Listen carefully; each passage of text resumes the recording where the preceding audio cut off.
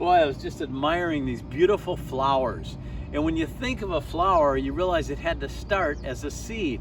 Pam and I were at a concert the other night, and the group was called The Riflemen, and they sang an original song, and the lyrics said, "They tried to bury us, but they didn't know that we were seeds."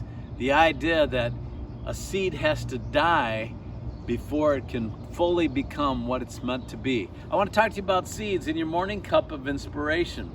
Yeah, they say that a typical annual flower needs 95 days before it starts to turn into a flower. So it has to be buried under the ground in rich soil where it gets nutrients and the sun warms that soil.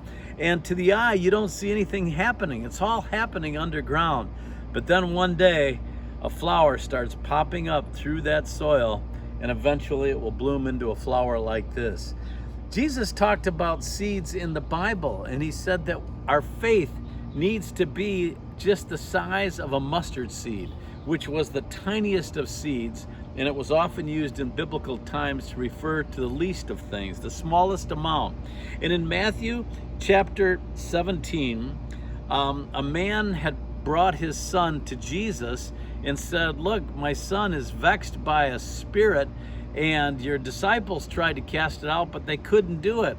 And so Jesus cast out the demon out of the son, and he was healed. And the disciples then came to Jesus and said, "How come you were able to do it and we weren't able to do it?" And in verse 20 of chapter 17, Jesus said unto them, "Because of your unbelief. For verily I say unto you, if you have faith as a grain of mustard seed, you shall say unto this mountain, remove hence to yonder place, and it shall remove, and nothing shall be impossible unto you." I know I'm trying to grow my faith every day, and I know that seed is growing within me. The other day, my phone wasn't working properly, and I need my phone to do Fearless Faith Ministry, and I just prayed about it all day, and all of a sudden in the afternoon, it started working just fine again. And I know that sometimes in little things we have to have faith, and then we can have it for the bigger things in life. I'm going to pray with you, Lord, for everyone that's watching today that needs faith because they're facing a giant or facing a mountain that needs to be moved. I pray that their faith will be like a seed that will grow day by day. I ask all these things in thy name. Amen.